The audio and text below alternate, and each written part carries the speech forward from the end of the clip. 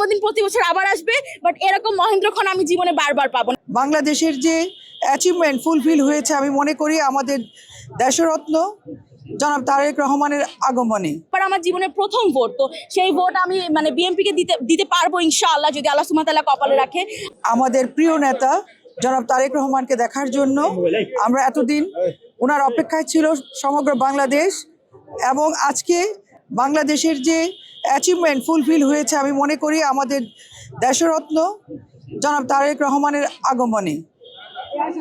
এই আমাদের প্রত্যাশা থাকবে দেশরত্ন জনাব তারেক রহমান, তার নেতৃত্বে দেশ এগিয়ে যাবে।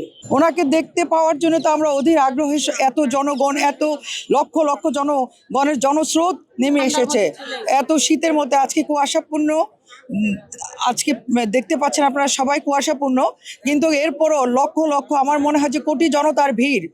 এবং বিগত কালকে থেকে সমস্ত দেশের লোকজন এখানে জড়ো হয়েছে ওনাকে দেখার জন্য। একটি নজর আমাদের প্রাণপ্রিয় তারুণ্যের প্রতীক জনাব তারেক রহমানকে দেখার জন্য।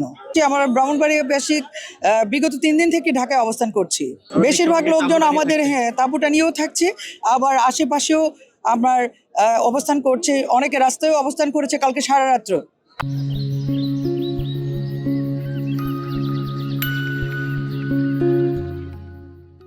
আমার কাছে মনে হয়েছে এখানে আজকে একটা ইতিহাস সৃষ্টি হচ্ছে, এবং অ্যাজ আ ইউথ হিসেবে আমি মনে হচ্ছে আজকে একটা নতুন বাংলাদেশের সূচনা হচ্ছে আস্তে আস্তে। আমি খুবই আনন্দিত এখানে আজকে আসতে পেরে। আল্লাহ সুবহানাহু ওয়া তাআলা যাকে আসলে সম্মান বা মর্যাদা দেওয়ার হয় সে আসলে সম্মান মর্যাদা পেয়েই যায়। এটার একটা অনন্য দৃষ্টান্ত আজকে আমরা দেখতে পাচ্ছি তারেক রহমানের আগমনকে ঘিরে। তো আমি আসলে সত্যি অত্যন্ত আনন্দিত। আজকে আমার জন্মদিন, এবং আমার আত্মীয় স্বজন সবাই এসেছিল আমার জন্মদিনটা সেলিব্রেট করতে। আমার বাসা এখানেই। তো আমার কাছে মনে হলো সবাইকে নিয়ে এখানে এসে একটা সুন্দর একটা পরিবেশে আমরা একটা ইতিহাসের সাক্ষী হই। তো আমার কাছে ভীষণ আনন্দের, আমি ভীষণ উচ্ছ্বাসিত। হ্যাঁ, আমার কাছে মনে হলো জন্মদিন প্রতি বছর আবার আসবে, বাট এরকম মহেন্দ্রক্ষণ আমি জীবনে বারবার পাবো না। এরকম বিরল দৃশ্য একবারই দেখা যায় জীবনে। আমি আসলে ছোটবেলা থেকেই মোটামুটি টিভিতে যতটুকু দেখা হয়, মেইনলি তো তখন আমরা আসলে ম্যাডামকে চিনতাম, বেগম জিয়াকে যখন আমরা লাইমলাইটে দেখেছি, ওনার গল্প শুনেছি, ফেসবুকে বিভিন্ন পোর্টালে পড়া হয়েছে। দেখেন, আসলে বেগম জিয়ার মতো একজন অসাংবাদিত নেত্রী আমাদের দেশে আসলে আর এটি অদ্বিতীয়, দ্বিতীয় খুঁজে পাওয়া যাবে না। আর এই যে আজকে মা ছেলের যে একটা মহেন্দ্র মিলন, এটা আসলে আমার কাছে যেটা অভূতপূর্ব ইতিহাস আজকে আমাদের দেশে সৃষ্টি হতে যাচ্ছে। এবং অ্যাজ আ ইউথ হিসেবে এবার আমার জীবনের প্রথম ভোট, তো সেই ভোট আমি বিএনপিকে দিতে পারবো ইনশাআল্লাহ, যদি আল্লাহ সুবহানাহু ওয়া তাআলা কপালে রাখে। আমি অত্যন্ত আনন্দিত। আশা করি ওনার হাত ধরে একটা সম্প্রীতির বাংলাদেশ হবে। খালেদা জিয়া যেমন দেশকে ভালোবাসে, আমাদের নেতা ভারপ্রাপ্ত জনাব তারেক রহমান বাংলাদেশকে অনেক ভালোবাসে।